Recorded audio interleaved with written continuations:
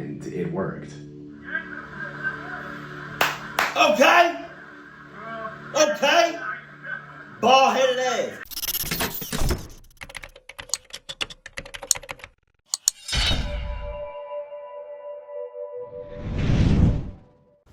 Sup? You know who I haven't reacted to in a while? Chilling Scares. Man, I'm backed up on some videos, so excuse me. The next 4 videos, give or take, is gonna be Chilling Scares. So yeah, just let me give y'all a little heads up. Sup though. I am not ready. Am I ready? Let me see. No, okay. Give me a second. Okay. On May 6, 2019, YouTuber Connor Kelly posted a video of him exploring an abandoned McCoy gold mine in the Nevada desert. Jesus. However, what was supposed to be nothing more than a fun adventure with his family quickly turned into a disturbing experience, one that would likely stay with the group for the rest of their lives.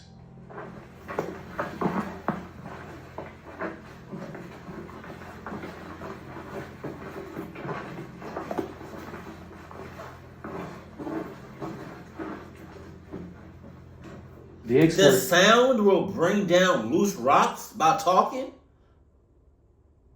You lying. If the rocks are that unstable, why the hell are you in there? Make it make sense.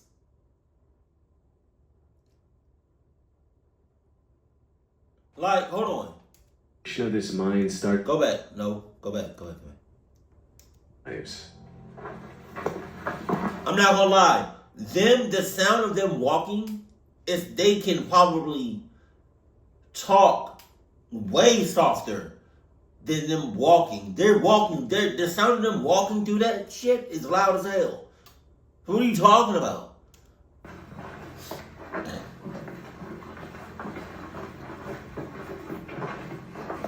I understand if you're like y'all were yelling at the top of y'all lungs. The exploration of this mine started off quite normal, with the group staying silent to avoid causing an accidental cave-in, as seen by the text they put on screen. However, after about a minute and a half of treading deeper into the mine, Connor noticed something strangely reflective on the path ahead. Oh, Jesus. Do you see that reflection? You're trying to...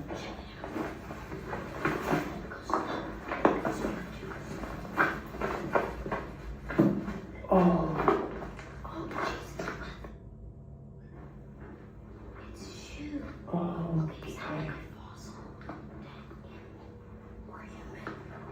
Okay, wait, don't move, right? What they found reflecting back at them was a shoe, amongst many more, in a massive pile with random bones scattered throughout. Well, that's a bone right there. Oh, God. Actually, there's quite a few bones in this. Yeah, y'all bones about to be in there, too. What's up? I'm going to hide. What made this pile even more odd was the sheer variety of shoes on display. Many of them were clearly very modern, while some were models that were released over 30 years ago. How could such a random assortment of shoes end up in an abandoned gold mine in the middle of nowhere? Things took an even darker turn when the group ventured further into the cave and found a bunch of bones, including a relatively... That wasn't a red flag for you? To see all them bones and her shoes in one pile, that wasn't enough for you? Oh, okay, that would have been enough for me. intact spine. This is water filled. Jesus! What the hell is that? What was that a fossil of? Look at that. What the, these are, it looks like a skeleton. A skeleton or a fossil. Oh, what the hell? So we can't trust this.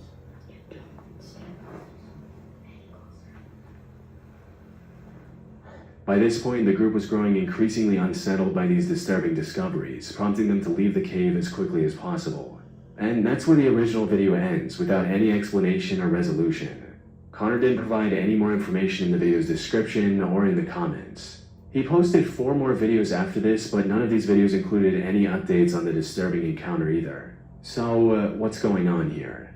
One of the first things that comes to mind is that this mine was the collection spot for a serial killer. This would explain both the shoes and the bones. A top comment on the video also backs this theory, stating, "If you ever listen to the Missing 411 videos, you know shoes are a major component of missing or abducted people. This sent chills down my spine."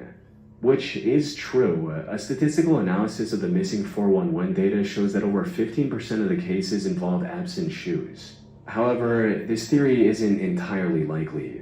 For starters, I couldn't find any news reports regarding this mysterious pile of shoes, which is odd since judging from the number of shoes, this supposed killer would have had hundreds of victims. If this pile had such a violent history, it probably wouldn't go unnoticed by the media. More importantly, many people on the internet agree that the bones in the video are not human. The group in the video reaches the same conclusion when looking at the bones for the first time. No, I think it was like a cow or a horse. Way too big for a human. Put simply, the odds of this being a serial killer trophy cave are very low. But given the animal bones scattered throughout the area, it's possible it was the feeding spot of a predator like a mountain lion. Though, while that might explain the bones, it offers no clues about the pile of shoes. One theory I haven't seen anyone else bring up is that the shoes might have ended up there because of flooding. You see, the McCoy Mine where the video was filmed is located in Lander County, and from what I can find, that area is quite prone to flooding. So it's entirely possible that someone dumped their sneaker collection in the middle of nowhere to get rid of it, only for it to be carried in the abandoned mine with rainwater. A mountain lion could have moved in later, which would explain the bones. The only proof I have of this theory is that the ground in the deepest part of the mine is extremely wet and has water flow marks leading into it. Other than that, it's pure speculation. That said, another potential explanation for both the bones and the shoes is that Connor placed them there himself in hopes of creating a viral video. People on the internet have pointed out that the bones in the video are a bit too clean for something left in a muddy cave by a predator. Some have also claimed that a few of the bones look like they're inorganic fabrications. What? Another inconsistency in Connor's video is that he and his group keep claiming that all the shoes in the pile are kid-sized. There's no adult shoes in there. There's no adult shoes. He even mentioned that in the video's title, which reads, "Kids' Shoes and Bones Found in Abandoned Mine." Now, while that makes an already creepy situation even more disturbing, it's simply not true. There are plenty of adult-sized shoes visible in this pile. Unfortunately, I doubt we'll ever know what happened here for sure. It's been 6 years since the video was uploaded, and as I mentioned earlier, Connor has vanished completely from the internet ever since. What if they did it? Action Adventure Twins is a YouTube channel run by brothers James and Edward. The duo has been exploring dangerous and cramped caves since early 2020. Yet, despite their combined experience, one of them almost lost his life back in 2022. In January of that year, the two decided to explore the popular Petty John's Cave in Georgia. They had already explored parts of this maze-like cave multiple times before, and had even found an underground waterfall during one of their expeditions. Put simply, they were pretty confident in their ability to navigate through this cave. But unlike their previous ventures, this time they were going to tackle one of the hardest sections, the aptly named Nervous Breakdown, referring to how cavers feel when going through it. Things started off just as expected, with the pair going through the narrow and claustrophobic entrance to reach the first open area of the Petty John's Cave. Jesus. Oh my God. Hey, Edgar, I'm already lost. And I'm already claustrophobic looking at this video. Oh my God.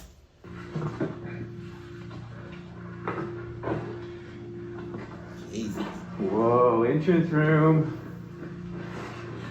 You sound way too However, it enthusiastic. didn't take long for the cave to begin closing back again, forcing the two to squeeze through tiny passageways. But that was only the beginning. After about 25 minutes of crawling through increasingly tighter spaces, they reached the first big obstacle, a muddy room with a narrow and steep hole in the middle. They had to carefully walk around this hole to progress. A single slip meant falling into the narrow hole and possibly getting injured. And y'all don't have nothing, no wires, no nothing. Y'all just free as hell, huh? Oh, God damn. And given the lack of safe footing around the hole, it would have been near impossible for the other person to pull them out. I'm saying. After successfully navigating around this obstacle, they finally arrived at the entrance to Nervous Breakdown. Unfortunately for them, things weren't looking good. The area surrounding this entrance had collapsed some time ago, making it very difficult to figure out the path ahead. After looking around for a bit, Edward eventually found the real entrance and was excited to go in. He genuinely couldn't wait to find out what was down there and began his descent, leaving his brother behind in case something bad happened. What he didn't realize was that this was about to be one of the worst decisions he'd ever make. Let me get my nose real quick. Hold on, my right nostril is going crazy. Because after descending for a few minutes, Edward called for his brother, only to be met with complete silence. I found a rope.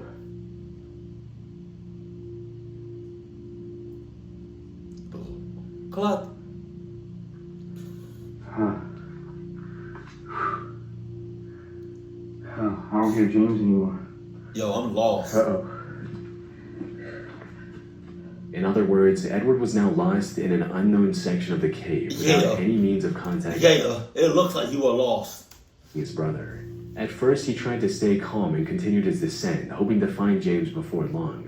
However, after staying separated for over 30 minutes, the realization set in. He knew panic was the fastest way to make a bad situation worse, but at this point, he couldn't help but feel a growing sense of unease.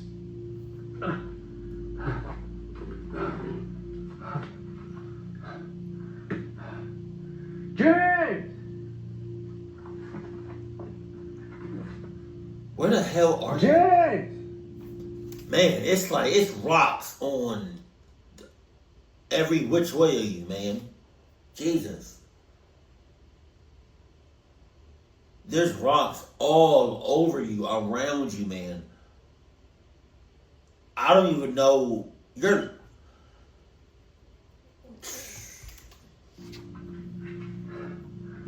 It's been like 30 minutes since I last saw him. I don't even know where I'm at. I tried to go back to the last place I saw him. And everything just looks the same.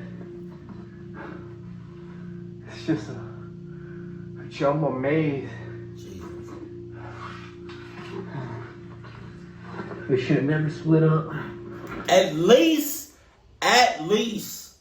you're able to move willy-nilly. You're not in no tight spaces. Like to the point you can't move nothing. Like, you're still able to move freedom. Thank God. After calling out to James many times with no luck, he decided to retrace his steps and find the way back. Unfortunately, he had underestimated the difficulty of the maze he was about to enter. Every direction looked the same. The narrow passages and jagged walls made it impossible to tell where he had come from. To top it all off, his situation was getting worse with each step he took. If he went the wrong way, he could easily wedge himself into a passage too tight to escape, or worse, plunge into a hidden drop-off. Well, if you know a space is getting too tight, don't go any further. What you mean? What you talking about? This is the true horror of caving. Even if he didn't injure himself, he could have just as easily wandered around aimlessly until his body gave way to exhaustion, leaving him lifeless in a cold, rocky crevice.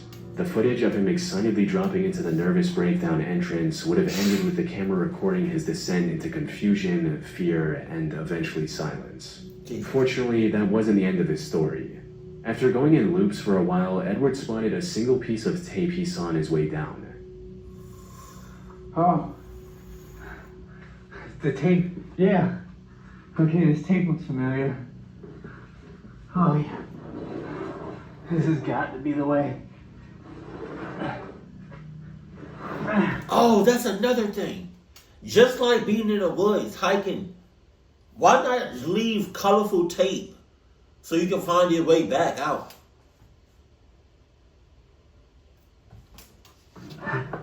I'm getting close. James! James dead. Still nothing. Is he? I don't know if he's This unexpected clue turned out to be exactly what he needed. It helped him regain his bearings and finally head in the right direction. Finally, he heard the best sound he could have heard in that moment. James? James! Oh. I'm not laughing at him in like his situation. But James seems exhausted. I don't know what he said, but it sounded like he said, yeah. I'm sorry, I'm not laughing at him. Over here? Oh, dude. This place is a maze, man. Oh, hey, I see your light. Dude. I thought we were never gonna see each other. Dude, I know. Oh. The two stayed together for the rest of the expedition and made it out alive without any major injuries. They're still exploring caves on YouTube, but now with a lot more caution. I'm saying, you should have done that in the first place. In January of 2014, a group of cave explorers decided to conquer the Lost John's Cave in Lancashire, England. It's a vast cave network that spans a length of nearly 3 miles, Damn! 4.8 kilometers. The known deepest section of this cave also goes down a staggering 690 feet, Damn! 111 meters. Most members of this group had been spelunking for years, and like most other cave explorers, were quite confident in their skills. They had also done their research and mapped out their route in advance. But the truth about caving is, when things go wrong, no amount of planning can save you. Even the most experienced and well-prepared explorers can find themselves in terrifying situations. Which is exactly what happened to one of the members of this group, named Bob Johnson. The expedition was going quite smoothly in the beginning, with the group using the equipment they brought with them to continue safely. That is, until they reached a section of the cave called the Tube. It was an unusually narrow section that required the cavers to crawl on their stomach. And to make matters worse, it was also partially submerged in water, making it difficult to both see and breathe. Despite these harsh conditions, the group decided to move ahead. The slimmest member of the group went first and successfully made it to the other side without much trouble. The next person, however, wasn't as fortunate. This was Bob Johnson, the man we mentioned earlier. His crawl through the tube wasn't off to a good start, as he was already having issues with the comparatively wider sections of the passage.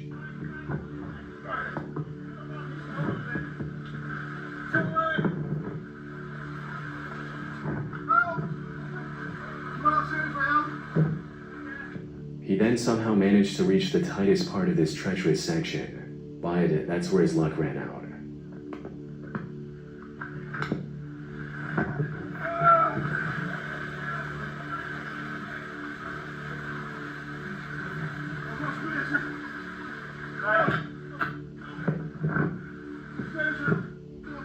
He was completely stuck from the waist down, and any attempt to free himself only made the situation worse.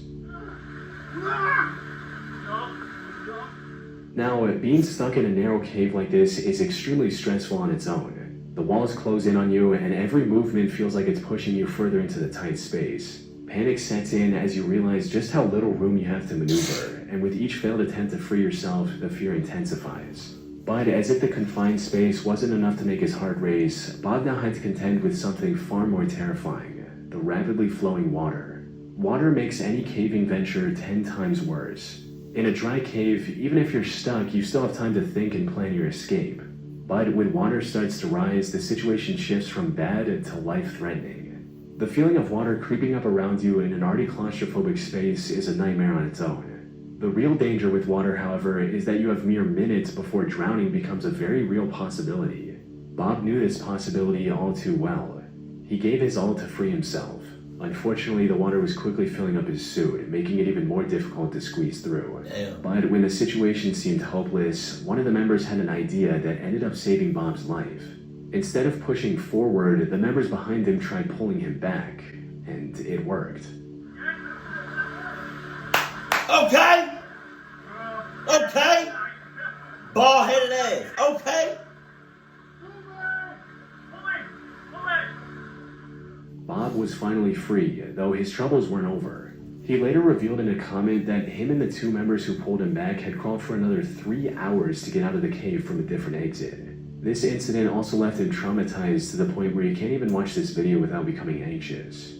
From what I can find, he scaled back on caving and picked up a much safer hobby in cycling, and now appears to be doing just fine. Man. Okay. On the 7th of September 2024, the Action Adventure Twins YouTube channel posted a video exploring a mysterious cave someone found on their property. This is the same channel we talked about earlier, where the two brothers got separated and almost lost their lives in the maze-like cave. They've learned their lesson since and approached this one with far more caution. But with an entrance as life-threatening as this one, even the best precautions could have proven to not be enough. Alright, so the guy dropped us off halfway up the hill, and he doesn't know anybody who's been down this thing, but we were at the cave. He says he threw a rope down it with a rock and it was 200 feet deep. Damn! Stop. So we got this stick here. We're gonna see if our rope reaches.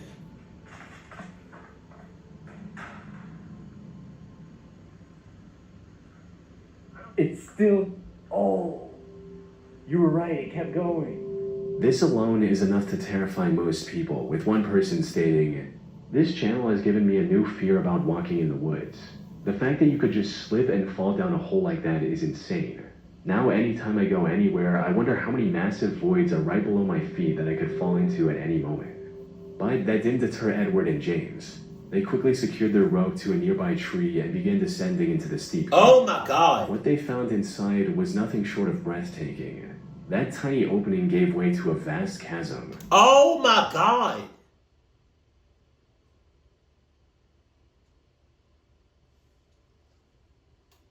Huh. Oh, wow.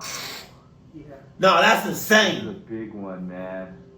However, before they could fully take in the beauty of the cavern, things took a dark turn. Just seconds into the cave, the two discovered what looked like human remains scattered throughout. Oh God. That's comforting. Human bones, huh? Dude, look behind you. There's like a little shrine of them. There's like, oh, that's a cranium. Dude, is that a human? Nah, I don't know. It's awfully round. Yeah, that looks human, man. That doesn't necessarily make, I don't know. I'm not a bone expert. From there, they continued exploring the cave as it kept getting bigger the further they went into it. I'm nervous. They also discovered old caving equipment like ropes and harnesses already secured to Hey, did y'all see him when he threw like that rock or something down? Let me go back. Down there, like down that hole, or deeper in the cave. Hold on. He threw it. Watch. You see? bigger the further they went in. Can you imagine when he threw that rock or whatever? Something threw it back. What would y'all do in that situation? You throw something down there to the abyss, and then something threw it right back at man. To it. They also discovered old caving equipment like ropes and harnesses already secured to the walls, a detail that only deepened the mystery surrounding the bones they had found earlier. If they did belong to a person, as the two suspected, it was possible they belonged to a previous explorer. This explorer likely had an accident and died in the cave without ever making it out. Damn. On their way in, they did find scattered bones right below the entrance. These were likely the remains of people who accidentally fell into the otherwise unassuming hole. However, the bones That's crazy. Go back. That is insane. It looks like a regular hole in the woods. But then, nah, you go into that shit, and it's a huge ass cave. However, the bones they found further inside were too far from the entrance to have belonged to someone who simply fell in. It's also possible that these remains belonged to the victim of a deranged killer. Someone who either had ended a person's life within the cave, or maybe threw the person into the hole and later dragged their body further into the cave. Some people, however, weren't convinced and accused the brothers of faking the whole thing, especially since the way Edward and James handled some of these remains felt a bit too casual. That said, while YouTubers faking these finds to get a viral video isn't uncommon, this one turned out to be true. The video received several comments from experts confirming that these remains were indeed real and human, with one such person writing, "My girlfriend and I are watching from Canada. We're both paramedics, definitely a human femur and a human cranium. But this raised an even bigger question. When did the owner of these bones pass away? If they disappeared into the cave in the last few decades, this discovery could end up cracking an unsolved case." I ended up contacting the action-adventure twins to see You know what I want to do? If I ever go cave hunting, no, cave diving, whatever, cave exploring, whatever. I want to find some diamonds. I don't know what the odds of that is. But that'd be dope. That'd be dope. Cause like right behind me, I'm not gonna lie, It's woods. It goes pretty far. But we haven't really explored it like that. Question. What if you discover oil? You know? Like in your backyard.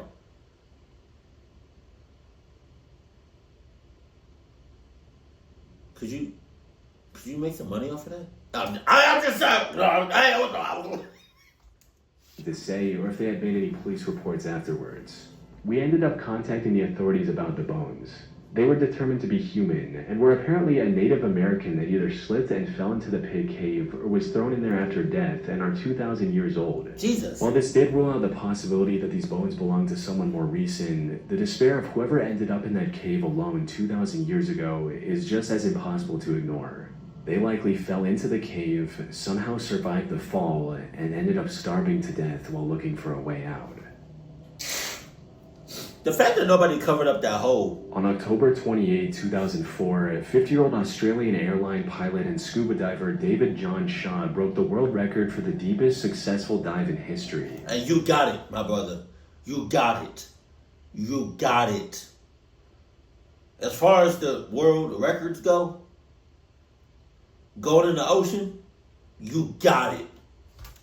He achieved this by reaching a depth of 270 meters in Bushman's Hole, one of the deepest freshwater caves in the world. The sole purpose of this dive was to break the record. However, when he reached the bottom, he found something that stopped him in his tracks. He found the body of Dion Dreyer, a 20-year-old scuba diver who died in that cave 10 years ago. Since humans start sinking after a certain depth, Dion's body never floated back to the surface. Given the extreme difficulty and danger of diving this deep, any plans to retrieve his body were also cancelled at the time of his death. However, a plaque in his name was installed near the diving point of Bushman's Hole, which is how Dave knew what he was looking at. After staring at the body in shock for a few seconds, Dave immediately got closer and tried to retrieve Dion. Unfortunately, after a decade in the water, his tanks were firmly stuck in the mud. More importantly, Dave had already spent too much time at that depth. Staying any longer would have been fatal. So he decided to tie a line to Dion's body and return to the surface with the newfound information. It wasn't very steep. And when I saw the body over to the left, I thought, oh, that's the end of going deep. So just tied my line to it. And by then I was, well, we won't discuss that. And so I just left my line. The news of Dion's body being discovered spread quickly, eventually culminating in Dave talking to his parents and promising to retrieve it. After a couple months of preparation, the next dive was scheduled for January 8, 2005. Unfortunately, Dave's heroic attempt to bring closure to Dion's parents ended in a catastrophe far worse than anyone could have imagined. Cave diving, aka underwater cave exploration, is far more dangerous than regular spelunking. The divers have to manage their oxygen levels at all times, avoid often sharp rock formations, and explore the cave system in a far darker environment, because even the brightest flashlights aren't as effective underwater, all while making sure they don't get lost. Add in the immense pressure of 270 meters of water above, Jesus! It's an almost insurmountable challenge, one that only a handful of people on the planet are capable of overcoming. So, everything needed to be perfect for Dave's operation to succeed. He worked with police divers, the defense force, and the medics to ensure everything went smoothly, and they planned the dive second by second. According to the plan, Dave would use the line he tied earlier to reach Dion's body. After cutting it loose and putting it in a special body bag, he would begin his descent. This descent would have taken around 12 hours due to decompression sickness. So instead of holding on to Dion's body the entire time, Dave would pass it along to his longtime friend Don Shirley at 220 meters. Don would then hand it over to support divers located at various depths and keep checking on Dave for any issues. Sadly, this is not how it went. An hour and a half after the dive began, the surface crew received an ominous message from the support divers, claiming that they hadn't seen any activity from Dave or Don. Shortly after, another message reached the surface. This one was from Don, stating that he's seeing Dave in the distance, and he's not moving. Bon's okay. Mom's okay. Dave's not coming over. While this message was making its way to the surface, Don tried to reach Dave himself. He exceeded his target depth, which resulted in his rebreather controller imploding. This also led to him suffering from oxygen poisoning and vomiting while 220 meters under the water. Fortunately, he managed to keep hold of the line and was eventually pulled out of the water still breathing. Dave, however, didn't make it. But when rescue teams pulled out his body, they made a shocking discovery. Dion's body was attached to the recovery line as well. Following the recovery, investigators looked at the footage captured by the waterproof camera mounted on Dave's head. This is what they saw. Though I should mention, I couldn't find the raw footage from that camera. The only clip of it online is narrated by Don himself, Dave's best friend who we just talked about, who almost died trying to save his life. The footage shows Dave moving alongside the line to find Dion's body, and then trying to put it in the bag. Unfortunately, this is where the plan started falling apart. Dion's body was unexpectedly loose from the mud and was moving around uncontrollably. Dave tried to complete his mission despite this, only to end up getting tangled in the line. This line is just getting everywhere because this body is floating. It's not stuck. Everything's moving. Right. Light gets caught on the line there. Move it out of the way. Still got a nice bright light. All this effort caused him to neglect his gauges, resulting in Dave feeling the effects of nitrogen narcosis, which include poor judgment, trouble concentrating, and reduced muscle and nerve function. Put simply, he lost everything he needed to survive at that depth. He tried to cut the tangled line, but the lack of coordination made it near impossible. As he was struggling to stay conscious, the last thing he saw was the terrifying view of Dion's lifeless face mask staring back at him. Shortly after this, Dave passed away.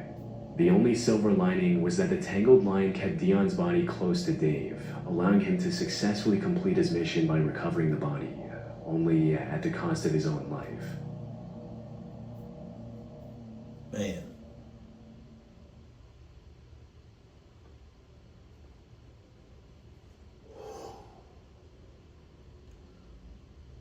Them cave people, them deep sea diving people, kudos to y'all, because I could never, ever, I don't know what's more terrifying. Being in the ocean that deep, probably is, or being in the cave and you're just surrounded by rocks and you don't know where you got lost. It's probably the ocean, to be honest with you. But I don't know. I think both are just, or they could be equally terrifying.